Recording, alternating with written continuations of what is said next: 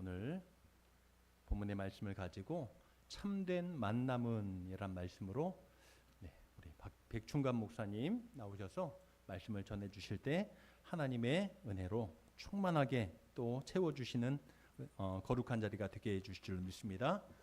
나오실 때 환영한 박수로 크게 박수해 주시고 할렐루야로 함께 화답하겠습니다.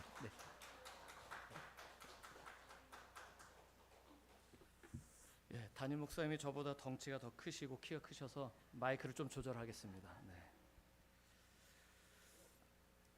여러분들 오스트리아라는 나라를 아시는 분들도 계시고 생소한 분도 계실 것 같아요. 그렇죠? 오스트리아 혹시 가보신 분 계세요? 예, 계시는군요. 네, 다행입니다. 저는 오스트리아 비엔나에서 왔어요. 비엔나 방문하셨을 거라고 여겨져요. 왜 오스트리아 비엔나가 유명한 이유는 한국 사람들에게 유명한 이유가 몇 가지 있어요. 비엔나 커피 들어보셨죠? 비엔나 소세지 이런 거 들어보셨잖아요. 그렇기 때문에 유명한데 그건 그냥 단순한 상호예요. 그래서 비엔나에 오셔서 비엔나 소세지 주세요 하면은 아마 못 사 드실 거예요. 그냥 거기 이제 프랑크푸르트라고 해서 그냥 소세지가 많은데 비엔나 소세지는 아마도 비엔나를 좋아하는 누군가가 소세지 이름을 그렇게 상호로 붙인 게 아닐까 싶어요. 비엔나 커피도 오셔서 나 비엔나 커피 먹어야지라고 한다면 비엔나 커피라는 커피는 없고 한국에서도 요즘 유명하지만 아인슈페너 이런 게 아마 비엔나에서 유래된 커피 중에 하나예요. 그래서 아마도 이거는 마부들이 말을 탈 때 겨울에 추우니까 이렇게 뜨거운 커피를 마심으로 자신의 몸을 데울 수 있는 용도로 사용됐던 커피가 한국에서는 상당히 고급 커피로 팔리고 있는 것 같아요. 아인슈페너요. 그런데 이 커피 하면 얘기를 드릴 게 좀 있는데 여러분들 이 오스트리아라는 나라가 상당히 큰 일을 한 일이 이 커피하고도 연결돼요. 그게 뭐냐면 이 오스트리아라는 나라는 현재 캐톨릭 국가예요. 그래서 모든 공휴일이 캐톨릭과 연결되어 있어요. 그래서 우리가 부활주일 하면은 오스터몬탁 해가지고 부활주일은 우리는 그냥 주일로 국경일이 아니잖아요. 근데 오스트리아는 캐톨릭 국가니까 주일이 부활주일이니까 국경일을 그 다음날 월요일날 쉬게 해줘요. 그래서 오스터몬탁해서 월요일이 무조건 공휴일이에요. 부활주일 지난 월요일이요. 그리고 성령 강림절 이런 것도 주일이잖아요. 그러면 그 월요일이 공휴일이에요. 또 심지어는 캐톨릭에서는 마리아를 좀 이렇게 높이 인정하잖아요. 그래서 성모 마리아 수태고지일 이런 날 같은 경우도 공휴일이고, 그리고 성모 마리아 승천일 이런 거, 예수님도 승천하신 이런 승천일 이런 일들이 공휴일의 한 부류로 이렇게 쭉 있어요. 그러니까 제가 처음 갔을 때 오스트리아 갔을 때 그런 날인 줄 모르고 마트를 가면 마트가 다 닫혀 있어요. 오스트리아는 공휴일에는 마트가 다 닫습니다. 공휴일은 다 쉽니다. 그래서 주일날 우리는 마트가 상당히 인산인해잖아요. 많이 장을 보러. 주일날 마트를 열지 않습니다. 그러니까 생필품을 미리 사놔야 됩니다. 그러니까 저희 같은 가정에 우리 한국은 냉장고가 크죠. 여러분들 집에 냉장고 요만한 거 조그만 거 하나만 있는 집 없으시죠? 김치 냉장고에 양문형 냉장고 한 2개씩은 다 갖고 계시잖아요. 두 부부가 살아도 냉장고는 한 3-4개 있으시잖아요. 근데 오스트리아는 모든 게 이렇게 다 미니멀라이저여가지고 조그매요. 그러니까 뭔가 그때그때 장을 보지 않으면 못 먹을 수도 있습니다. 그런 일들도 조금 경험했죠. 그래서 이 핸드폰에 오스트리아 국경일 달력을 이렇게 다운받아가지고 보면서 살았던 적도 있고요. 근데 커피 하면 얘기할 수 있는 게 오스트리아가 캐톨릭 국가인데 여러분들 아시다시피 이슬람 국가 중에 유명한 오스만 투르크라는 이 나라가 북진해가지고 유럽을 다 먹으려고 했어요. 그래가지고 헝가리 같은 경우도 금세 그냥 무너져 버렸죠. 그리고 얘네들이 북진해서 부딪혔던 게 이 오스트리아입니다. 합스부르크 왕조. 이 합스부르크 왕조에서 이 레오폴다우라는 황제가 끊임없이 그들과 전쟁을 해서 지금의 터키가 오스만 투르크가 퇴각을 합니다.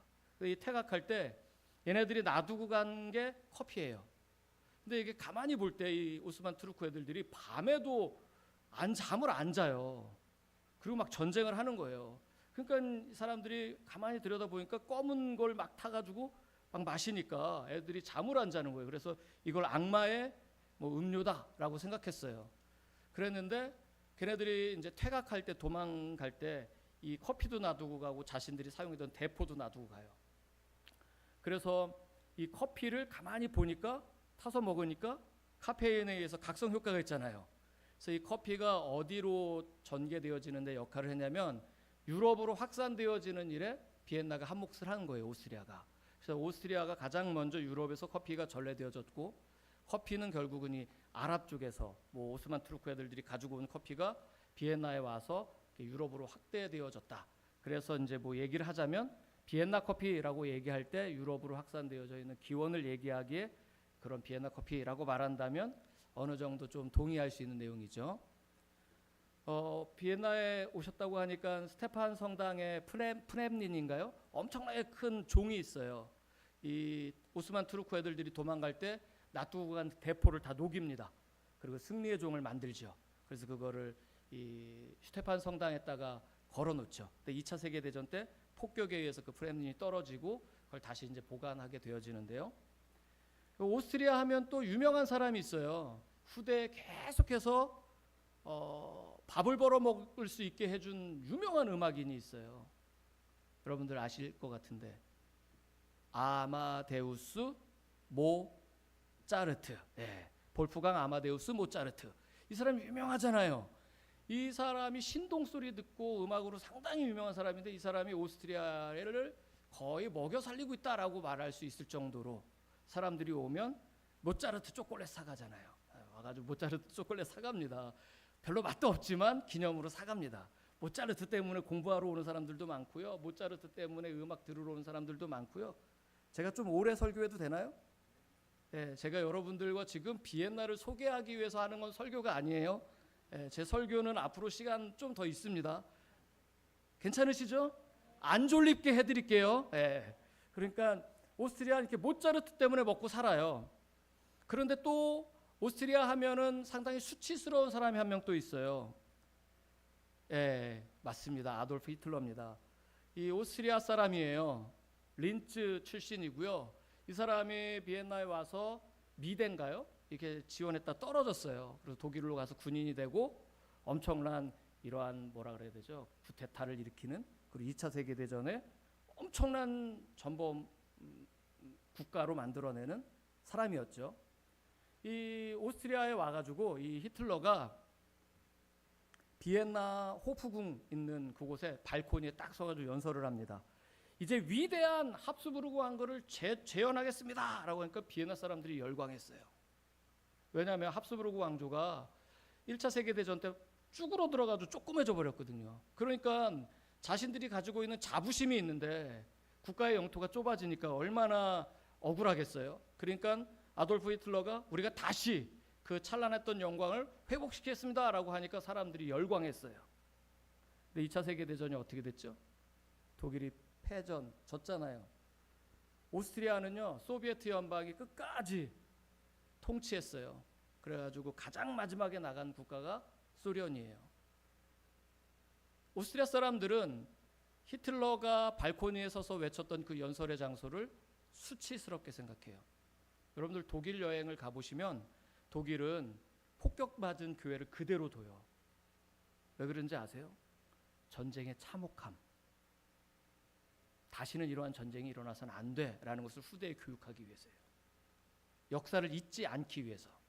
그래서 이 오스트리아 사람들도 그 히틀러 발코니를요 2차 세계대전 이후에 한 번도 열지 않았어요. 그곳에 아무도 들어가지 못하게 해요. 그것은 수치의 상징이라고 생각하기 때문에 그곳에 아무도 서지 못하고 아무도 가지 말아야 된다. 이렇게 하고 있죠. 그래서 오스트리아 하면은 유명한 사람이 모차르트다. 또 아돌프 히틀러다. 대부분의 많은 사람들이 히틀러를 독일 사람으로 생각하지만 오스트리아 사람이다라는 거고, 베토벤은 독일 사람이고 오스트리아에서 좀 활동을 했기 때문에 오스트리아에서 유명한 사람이다. 뭐 이렇게 정도 말씀을 드리면 제가 좀 먼 나라에 있는 사람인 것 같지만 조금은 가까워지셨죠? 네, 좀 가까워졌으면 좋겠습니다.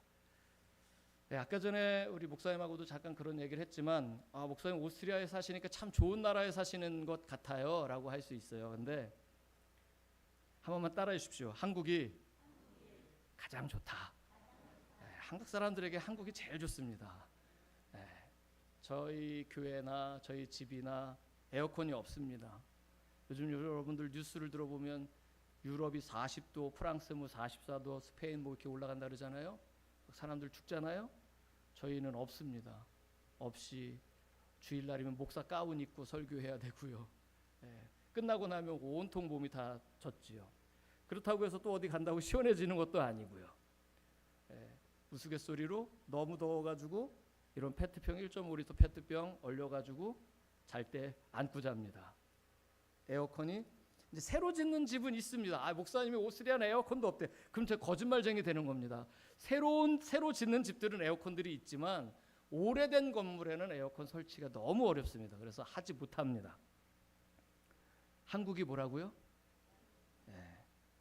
우리 때로는 원망하기도 하고 불평하기도 하지만 우리나라가 제일 좋습니다. 우리나라가 살기에는 제일 좋습니다. 근데 더 좋은 것은 하나님 나라겠죠. 우리 그런 거 있어요. 남의 교회를 보면 참 남의 교회 좋은 것 같아요. 근데 어떤 교회가 제일 좋다고요? 거기다 이름을 넣어야죠. 무슨 교회요? 사석교회가 제일 좋은 거예요. 가보면 알아요. 가보면 압니다. 우리 교회가 제일 좋은 교회예요. 사석교회가 제일 좋은 교회예요. 아멘. 제가 오늘 이 제단에 서기 전에 제 마음에 주신 하나님의 감동이 있어서 설교 전에 잠깐 한 말씀만 더 드리고 설교를 하고 싶은데요. 한 번만 따라해 주십시오. 다윗의 편에 서라. 누구의 편에 서라고요? 여러분들 다윗의 편에 서는 자 되시기를 주의 이름으로 축복합니다. 다윗은 하나님에 의해 기름 부음을 받은 자입니다. 기름 부음 받은 자의 편에 서라라는 말이 될 수 있습니다. 성경을 보면 그의 아들 압살롬이 아버지의 왕위를 빼앗기 위해 성문 앞에 서서 재판을 요구하는 사람들의 마음을 훔쳐갑니다. 성경은 뭐라고 말합니까? 백성의 마음을 훔쳤다라고 합니다. 들어줍니다. 편이 돼줍니다. 네가 억울하겠구나. 나도 너의 마음을 다 안다. 나는 너를 위로하는 자다 라고 말이죠. 그러나 여러분들 압살롬은 하나님에 의해 기름 부은 자입니까? 누가 기름 부음 받은 자입니까? 다윗입니다.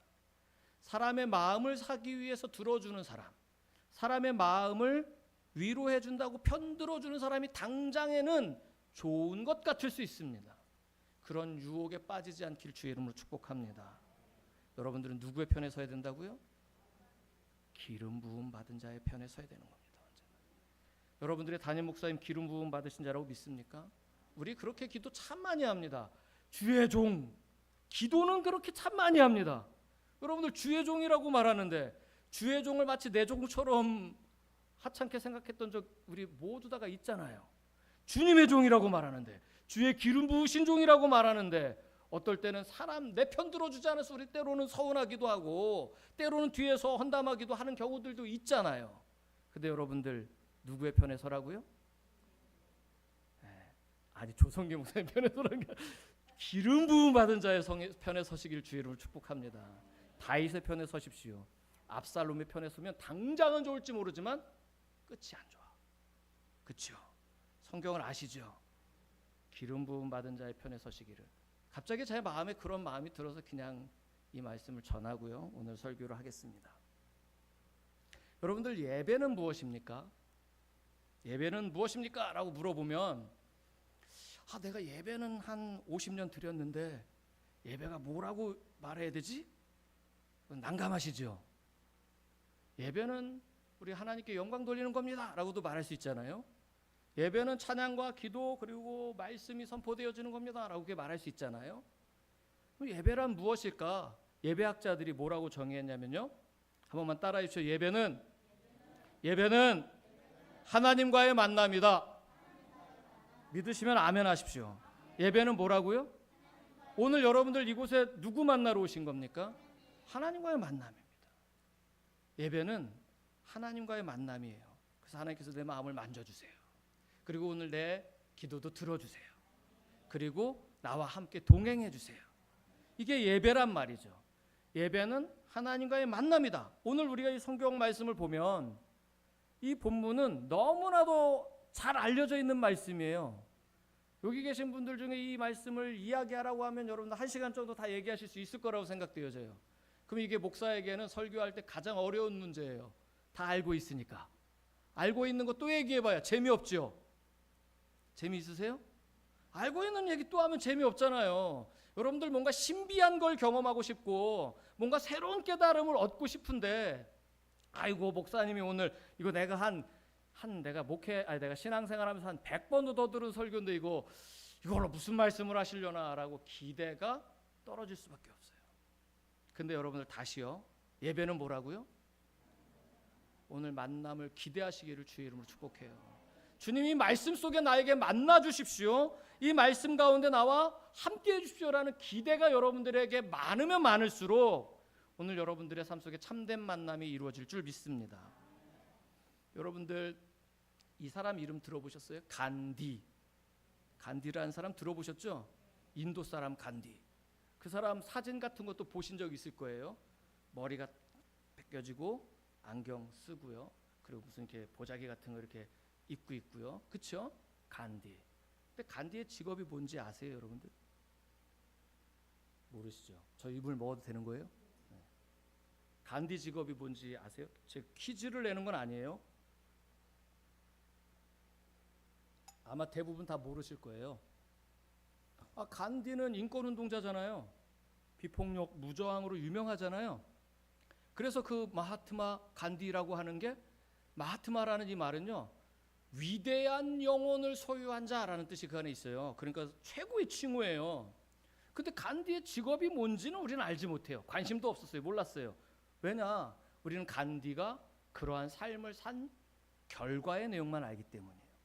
근데 간디는요. 직업이 변호사였어요. 처음 들으시잖아요.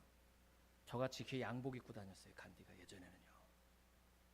양복 입고요. 인도 상류 사회에서 물질적인 풍요의 삶을 누리고 살았던 사람이 간디예요. 그런데 하루는 이 간디가 여행을 가는데 친구가 책 한 권을 줍니다. 아무개야, 이 책 한번 읽어봐. 여행 중에. 그 책이 존 러스킨이라는 사람이 쓴 최후의 한 사람에게도 라는 책이었어요. 그 책을 기차에 탄 간디가 기차 안에서 읽습니다. 그리고선 그의 자서전에 이렇게 글을 남겨요. 나의 인생은 기차를 타기 전과 기차를 타고 난 뒤로 바뀐다라고 말해요.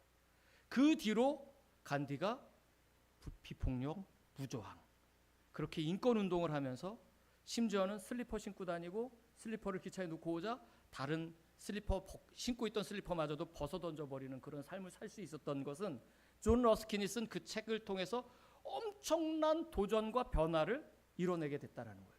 그래서 나는 기차를 타기 전과 기차를 내릴 때로 자신의 인생이 완벽하게 바뀐다라고 말해요. 이걸 우리의 삶 속에 적용해 보자라고요. 여러분들의 인생은 예수를 만나기 전과 예수를 만나기 후로 완벽하게 달라진 삶을 살아야 되는 거예요. 아멘. 우리의 삶은 뭐라고요? 예수를 만나기 전과 예수를 만나기 난 후 우리의 삶으로 설명해야 되는 거예요. 세상을 살아가는 수많은 사람들이 이 만남을 통해서 자신의 인생이 어떻게 변해갔는지를 말한단 말이에요. 그러니까 참된 만남은 반드시 따라오는 게 뭐냐? 변화예요. 변화. 예수를 만났다라고 하는데 변화가 없으면 죄송하지만 진짜 만난 게 아니에요. 그냥 만난 척 하는 거예요. 왜 교회가 문제고 왜 성도가 문제가 되는 일들이 발생하느냐 끊임없이 그 이유는 뭐라고요? 참된 만남이 아니라 만난 척 하는 거예요. 만난 척. 오늘 이 밤에 그동안 내가 만난 척 했다면 주님, 난 오늘 만나야 됩니다. 오늘 이 밤이 내 인생에 있어서 변화 전과 변화 후의 시간이 될 수 있는 순간이 되게 해달라는 사모하는 마음이 있기를 주의 이름으로 축복합니다. 만남은 참된 변화를 일으킵니다. 오늘 이 본문을 보면 1절 말씀 한번 다시 보겠습니다. 무리가 몰려와 하나님의 말씀을 들을세라고 얘기합니다. 무리라고 말하는 건 한두 명을 말하는 게 아니라 한 수백 명, 수천 명 정도 되는 수많은 사람들을 말할 겁니다. 그런데 여러분들 11절 말씀을 보십시오. 그들이 배들을 육지에 대고 모든 것을 버려두고 예수를 따르니라. 무리가 다 따라갔다는 얘기입니까? 베드로와 야고보와 요한, 안드레 이런 네 명의 어부만 따라갔다는 겁니까? 네, 다른 사람들도 따라갔지만 따라감의 주체가 참으로 만난 자들이었어요. 수많은 사람들이 아니라 언제나 성경은 이 수많은 사람을 이야기하고 그 안에 압축된 만남의 사람들을 통하여 하나님을 따라가고 예수 그리스도를 따라가는 이런 동역의 내용들을 성경에서는 묘사하고 있어요. 사람이 많았는데 결국은 참으로 만나서 따라가는 사람은 누구였다고요? 베드로였다고요. 한 번만 따라해 주십시오. 주님, 오늘 밤 내가 주님을 만남으로 주님을 따라가는 자가 되게 하소서. 그 고백이 진실되길 주의 이름으로 축복합니다. 참된 만남은 변화를 일으킨다고 했는데 그러면 어떤 변화가 일어나는지에 대한 내용들을 여러분들에게 소개시켜 드리겠습니다. 오늘 이 말씀을 보면 베드로는 지금 물고기를 잡았는데 한 마리도 잡지 못했습니다. 그리고 그 수고한 노력이 밤을 샜다라고 말합니다. 5절 말씀 한번 보겠습니다. 시몬이 대답하여 이르되 선생님 우리들이 밤이 새도록 수고하였으되 잡은 것이 없다라고 말합니다. 베드로는 지금 뭐 했어요? 밤을 샜어요. 여러분들 여기서 비엔나를 가려고 하면 비행기 몇 시간 타야 되는지 아십니까? 한 12시간 타고 가셔야 됩니다. 지금 여러분들 같이 의자에 앉아서 12시간 앉아 가셔야 됩니다.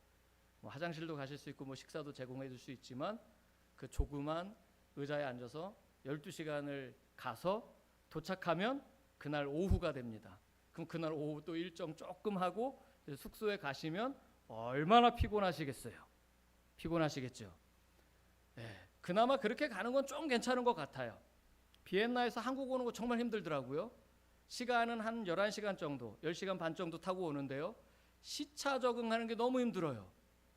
그러니까 쉽게 얘기하자면 제가 비행기를 타고 비엔나에서 10시간을 타고 와가지고 바로 사석교회에 와가지고 설교를 한 2시간 하라고 한다면 저는 못하겠습니다 라고 할 수도 있어요. 왜냐하면 너무 피곤하니까. 무슨 말을 하는지도 모르고 비몽사몽일 테니까. 피곤하니까요. 육체적으로 얼마나 힘들겠습니까? 그런데 여러분들 가장 힘든 일이 배 타는 일이라고 하더라고요. 사람들이 이 물고기 잡는 일이 정말 힘들다고 하더라고요. 지금 이거 베드로는요. 그물을 설치해 놓고 걷어들이는 게 아니라 곳곳에 가서 그물을 던지고 다시 끌어올리고 던지고 끌어올리는 수고를 밤새도록 했다라는 거예요. 한번 생각해 보세요. 여러분들이 베드로라면 얼마나 피곤하시겠어요. 혹시 오늘 일 다녀오신 분 계세요? 네, 얼마나 피곤해요. 그런데도 오늘 예배 장소에 나왔어요. 할렐루야. 네. 얼마나 피곤하겠습니까? 얼마나 힘들겠습니까? 그렇죠. 근데 예수님께서 갑자기 밤새도록 물고기를 잡은 베드로에게 이제 물고기 다 그물 정리하고 이제 집에 가서 쉬려고 하는 베드로에게 야 깊은 데로 가서 그물을 던지라고 얘기해요. 여러분들 순종하시겠어요? 예, 대부분이 다 그럴 거예요. 예수님이 하라면 할 거예요. 아니 예수님인지 모르고 아니 예수님인지 알지 모르고 목사님이 하는 말은 안 듣고 예수님이 하는 말을 하라 그러고 누가 하라는 말은 안 듣고 예수님이 하라는 말은 듣고 죄송해요. 그렇게 뭐라 그런 게 아니라 우리가 대부분이 오해하는 일이 있어요. 목사가 사사로이 얘기하는 게 아니라 하나님의 말씀으로 증거하고 전하는 말은 순종 잘 못하잖아요. 목사 말이라고 생각해서 예수님이라면 한다고 한다. 이거는 지금 베드로의 입장에서는 상당히 어려울 수 있는 거예요. 지금 베드로가 아직 예수님 뭐 다인지를 모르잖아요. 그러니까. 근데 수고롭단 말이에요. 얼마나 피곤하겠습니까? 얼마나 고단하겠습니까? 못한다고 할 수 있는데 베드로는 지금 예수님과의 만남이 이루어지고 있잖아요. 그러니까 순종하는 거예요. 여러분들 만남의 특징, 참된 만남의 특징은 어떤 특징이 나타나느냐? 수고로움을 감당해요. 아멘 할 줄 알았는데. 네. 참된 만남이 이루어지면 뭘 감당한다고요? 여러분들 한번 고백합시다. 나는 이제부터 수고로움을 감당하겠습니다. 여기 계신 분들 이름 다 적으셔서 목사님 기억하셨다가 수고로울 일 있으면 부르셔서 수고로움 감당한다고 하셨으니까, 그쵸? 저도 천안에서 목회시우 충청도 별로 공감이 안 되네요. 수고로움을 감당할 수 있는 것, 이걸 다른 말로 얘기하잖아요. 그러면 헌신한다라고 말할 수 있어요. 또 다른 말로 얘기하면 순종한다라고 말할 수 있어요. 사석교회 믿음의 귀한 성도 여러분들, 주님을 만났다라고 고백할 수 있는 여러분들의 삶 속에 수고로움을 감당할 수 있기를 주의 이름으로 축복합니다. 오늘 일 다녀오셔서 교회에 오신 저 집사님 축복합니다. 피곤해도 저는 그렇게 생각해요. 졸아도 교회 와서 졸아야 돼요. 유두고 어떻습니까? 졸다가 넘어졌죠. 그래도 기적을 경험하잖아요. 여러분들 꼭 피곤해도 성전을 찾을 수 있는 수고로움을 감당하시기를 주의 이름으로 축복합니다. 수고로움을 감당한다라는 것, 헌신한다라는 것, 순종한다라는 것은 이러한 의미를 담고 있어요. 내가 기쁘고 내가 즐겁고 내가 하고 싶은 것만 하는 것이 아니다라는 거예요. 여러분들 하고 싶지 않은 것을 하는 것, 하고 싶지 않아도 할 수 있는 것, 이게 순종이고 헌신이고 수고로움을 감당하는 거예요. 베드로가 하고 싶었겠어요? 하고 싶었겠냐고요. 물고기 가서 내가 지금 어부고 밤새도록 그물을 던져봤는데 내가 또 던져본대요. 근데 또 가서 하라 그런단 말이에요. 하고 싶었겠냐고요. 기뻤겠냐고요. 그럼에도 불구하고 수고로움을 감당할 수 있는 것, 이게 헌신이고 순종인 거예요. 하고 싶지 않은 것 할 수 있는 것. 참으로 만난 사람은 하고 싶지 않아도 수고로움을 감당한다는 거예요. 베드로의 직업이 뭐라고요? 어부예요. 예수님의 직업은 뭐였죠? 목수였어요. 목수가 깊은 데로 가서 그물을 던져라라고 말하면 여러분들 뭐라고 얘기하시겠냐고요? 네가 뭘 한다고 그래 라고 얘기하겠죠. 목사가 여러분들 밭농사 짓는데 논농사 짓는데 권사님 거기다 거기 심지 말고 여기다 심고, 지금 여러분 파종하는 때가 다 다르잖아요. 김장김치 심을 때 이제 곧 다가오잖아요. 배추. 근데 목사님이 갑자기 와서 지금 심으라 그래. 뭐 60일 배추 50일 배추 이런 거 있잖아요. 아니에요? 그런 거 없어요? 그런 거 있잖아요. 근데 목사님이 갑자기 딴 얘기하는 거예요. 그럼 누가 순종하겠냐고요. 근데 베드로는 지금 뭐 하고 있어요? 동의가 안 되는데 순종하고 있는 거예요. 일반적으로 많은 성도들이 빠지는 가장 큰 어려움은 뭐냐? 이해가 안 되거든요. 이해가 돼야지 순종할 것 아닙니까? 이해가 안 되는데, 근데 여러분들 믿음이라는 게 이해돼야지 믿어지는 건가요? 이건 순서가 거꾸로 돼야 돼요. 믿어지면 이해되는 거예요. 아멘. 이해하려고 하십시오. 죽을 때까지 이해해 보십시오. 어떻게 홍해가 갈라지는지 과학적으로 증명해 보십시오. 가능합니까? 불가능합니다. 그러나 믿으면 그게 이해가 되고 이루어지는 역사가 되는 거예요. 동의할 수 없을 때 순종하는 것. 이게 뭐라고요? 참된 만난 자들의 특징이라는 거예요. 사석교회 성도들의 삶 속에 이런 특징이 나타나길 주의 이름으로 축복합니다. 수고로움을 감당하고 동의되지 않아도 순종하고 헌신하고 충성할 때 교회가 꼭 크고 교회가 성도가 꽉 차야 있어지만 능력이 있는 게 아니라 이런 수고로움을 감당하는 성도 5명만 있어도 돼요. 아니 2명만 있어도 돼요. 아니 1명만 있어도 돼요. 하나님 그 1명을 통해서 일하시니까. 아멘. 그 한 사람 누가 돼야 되겠습니까? 그럼 여기 몇 명이 계신 겁니까 지금? 수지 맞았습니다. 이 교회는. 진짜로 만난 자의 두 번째 특징은 어떤 특징이 있느냐? 아는 것에서 고백으로 바뀌는 특징이 나타나요. 베드로가 예수님을 부르는 호칭이 바뀌어요. 그물을 던지라고 하는 그 명령의 말에는 5절 말씀에는 베드로가 뭐라고 예수님을 부르는지 한번 읽어보자고요. 함께 읽어보겠습니다. 시작.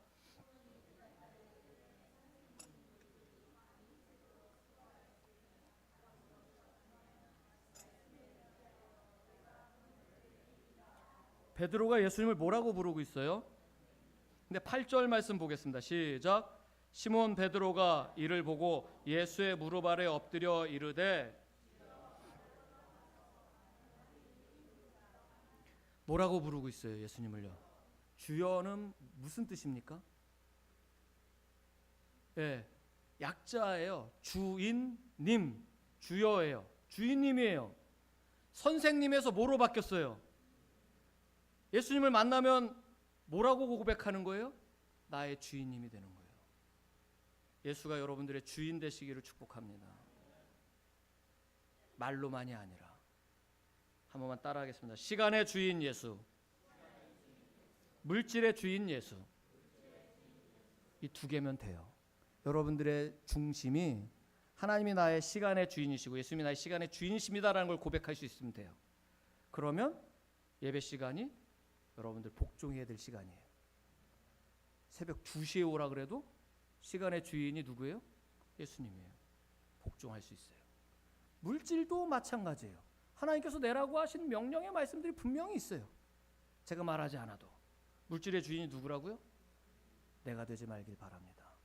선생님이 아니라 가르치는 자로서 그냥 감동을, 그냥 정보를 주는 사람으로 끝나는 게 아니라 내 삶이 전인격적으로 바뀌는 것, 그것이 바로 주인, 나의 주여라고 부르는 고백이에요.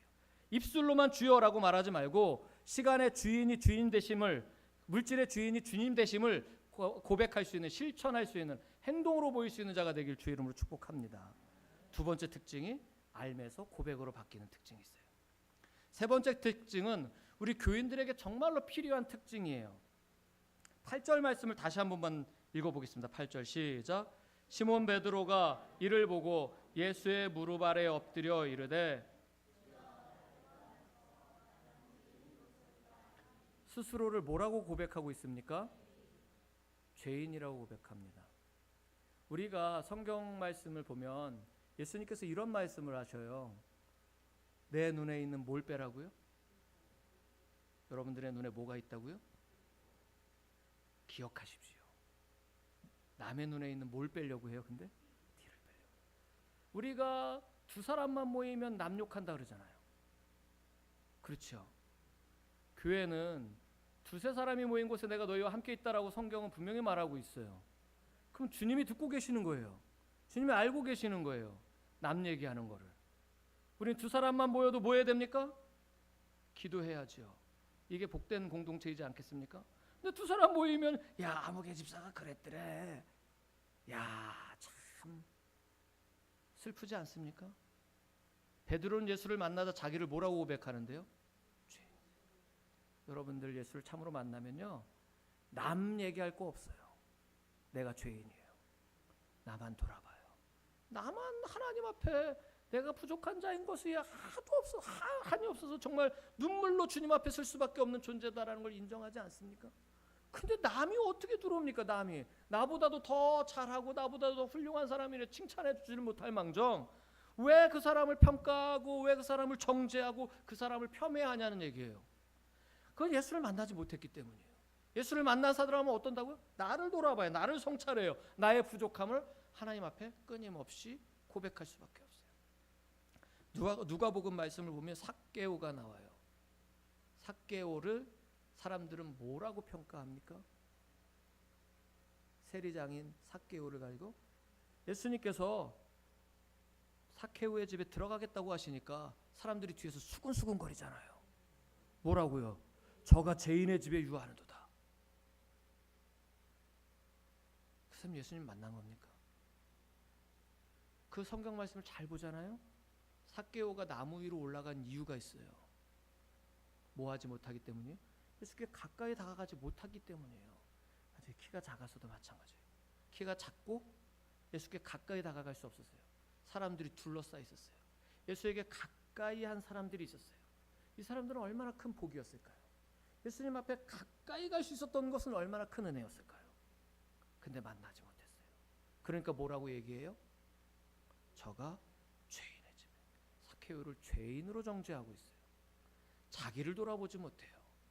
자기를 스스로가 성찰하지 못해요. 참으로 예수를 만난 자는 베드로처럼 나는 죄인이로소이다. 내가 현상수배범입니다라는 얘기가 아니에요. 주님의 거룩하심 앞에 나는 한없이 보잘것없는 존재입니다라는 걸 고백하는 거예요. 예수님을 만난 자는 나는 죄인이로소이다 하는 고백이 있어요. 우리 사석교회가 이런 믿음의 고백으로 가득 차기를 주의 이름으로 축복합니다. 교회가 문제가 일어나는 이유 중에 하나는 자기가 죄인이다라는 것을 인정하지 않고 자꾸 타인을 죄인으로 몰아가려고 하는 그것이 문제가 되는 경우가 많아요. 타인을 평가하고 정죄하고. 여러분들 옆에 있는 분과 함께 인사했으면 좋겠습니다. 참 잘하고 계십니다. 당신은 참으로 존귀한 분이십니다. 왜 점점 왜 소리가 작아지십니까? 다시 한번 고백합시다. 나는 죄인입니다. 그 고백만 있길 바랍니다. 끝으로 참된 만난 자들의 거룩한 마지막 특징은 한 번만 따라해 주십시오. 채움이 아니라 비움이다. 참으로 만난 자에게 나타나는 특징은 뭐라고요? 비우는 특징이 있대요. 비우는 특징. 여러분들 한번 스스로를 되돌아보세요. 나는 채우려고 하고 있는가? 아 맞아. 말씀으로 채우시기를 주의 이름으로 축복합니다. 성령으로 충만하게 채워지기를 주의 이름으로 축복합니다. 그러나 세상의 것을 철저하게 비우시기를 축복합니다. 보십시오. 오늘 베드로가 물고기가 많이 잡혔는데 뭐 했다고요? 다 버려두고 떠났어요. 예수님 따라갔어요. 제가 두 아들의 아버지예요. 하나들은 지금 이제 대학생이고 하나들은 이제 고등학생이에요. 저희 고등학생 아들이 아빠한테 전화할 때가 딱 한 번 있어요. 여러분들도 아시죠? 왜 전화하는지?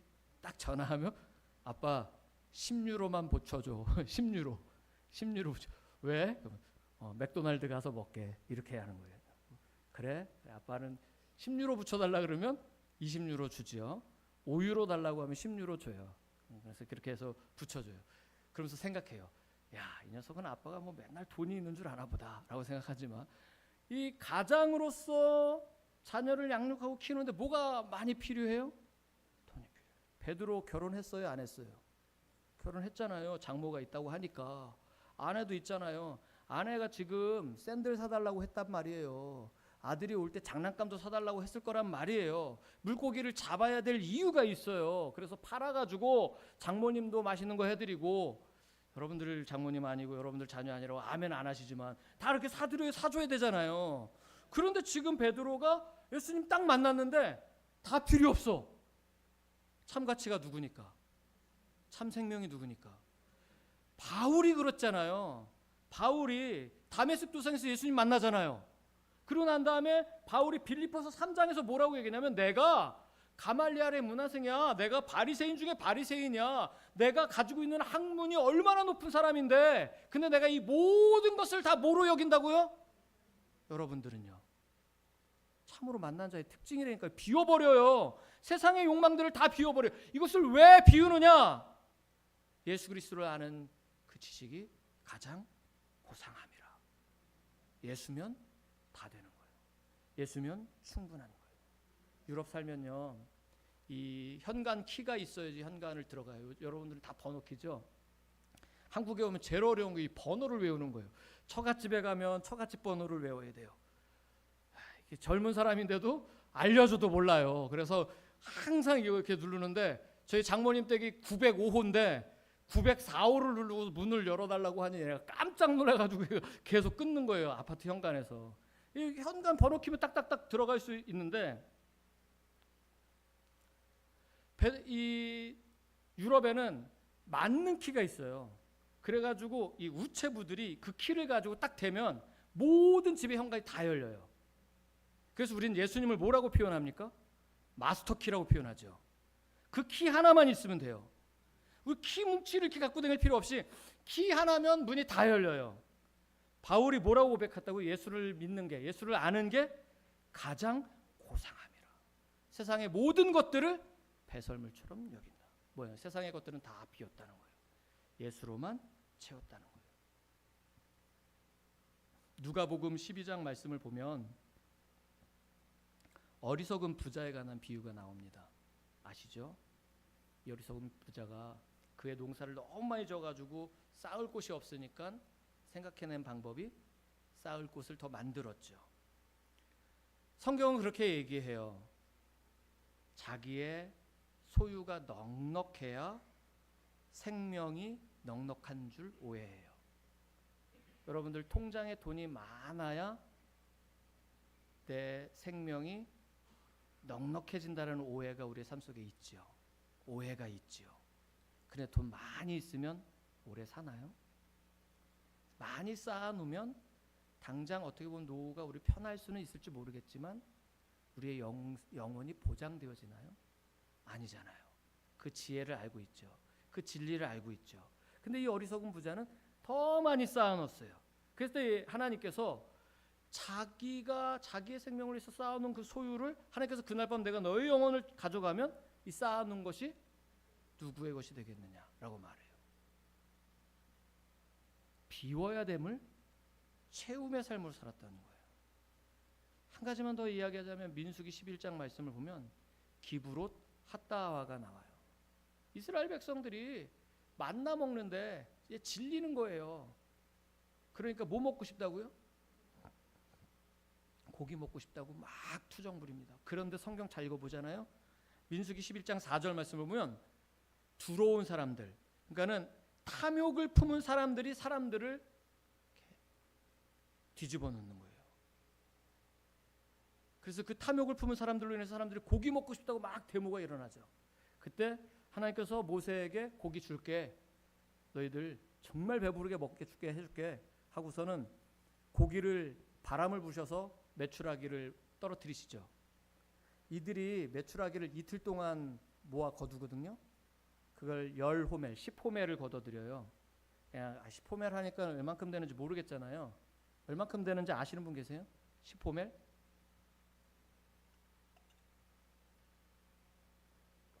대답 안 하셔도 돼요. 제가 물 마시려고 여쭤보는 거니까요.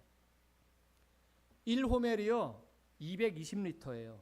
여러분들 우리 기름 드럼통 있죠? 이걸 그냥 200리터라고 하잖아요. 그러니까 10호멜이니까 이게 몇 개 있는 거예요? 한 11개 정도 있다고 생각하면 되겠죠. 거기에 메추라기가 가득 차 있어요. 어마어마하지 않아요? 여러분 별로 안 놀라시네요. 농사를 지으시는 분들이시라 그런지 그런 10개 드럼통은 별거 아닌 거예요. 여기는요. 그게 드럼통 안에 그 메추라기가 꽉 차 있다고 생각해 보세요. 어마어마한 양이겠죠. 이거 말려가지고 먹으려고 해도 한 1년은 넘게 먹지 않을까요? 그렇지 않겠습니까? 근데 이스라엘 백성들이 지금 정착한 사람들입니까? 유목하는 겁니까? 하나님께서 구름 기둥과 불 기둥으로 가자 하면 가는 겁니까? 계속 서로 있어야 됩니까? 그럼 그거 어떻게 할 거예요? 가져갈 수 있겠어요? 성경을 보면요, 기브롯 핫다 하나님께서 탐욕을 품었다 해서 그들을 심판하십니다. 열호멜로 가득 채우니까, 욕망으로 가득 채우니까. 왜 이들이 메추라기를 달라고 했을까? 굶어서였어요? 아니에요. 생존의 문제가 아니었어요. 죄송하지만 여러분들, 하나님께서 여러분들을 죽이지 않으신다고요. 생존케 하신다고요. 아멘. 근데 우리는 자꾸 무슨 생각을 하는, 우리의 욕망으로, 자꾸 우리의 욕심으로 뭔가 더 쌓아놓으려고 하잖아요. 하나님께서 들에 피는 들풀도 먹이시고 입히시는데 하물며 너희일까 보냐라고 말씀하시는 그 말씀을 믿으십니까? 하나님 우리를 생존케 하셔요. 우리의 삶이 먹고 사는 걸로 인하여 여러분들이 죽음으로 치닫지 않는다고요. 하나님 믿음에서요. 근데 자꾸 우리가 뭘 품으니까? 탐욕을 품고 정욕을 품고 욕망을 품으니까 쌓아놓으려고 하는 거예요. 기브롯 핫다에서 하나님께서 그들을 심판하시는 거예요. 비우지 않고 채우려고 할 때 일어나는 일들이에요. 말씀을 마칠게요. 예수님께서 부자 청년에게 이런 말씀을 하시잖아요. 부자 청년이 어렸을 때부터 나는 복음을 다, 율법을 다 지켰습니다. 어렸을 때부터. 예수님 너무 아름답게 생각했죠.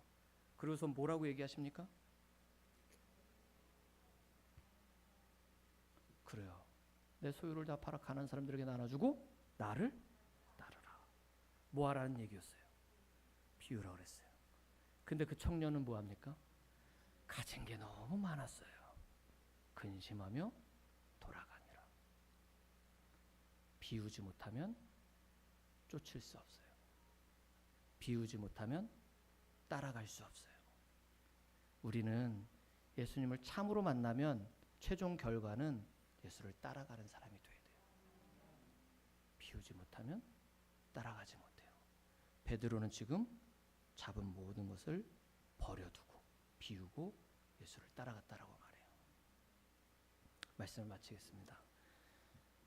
참으로 만난 사람이 되기를 주의 이름으로 축복합니다. 수고로움을 감당하십시오.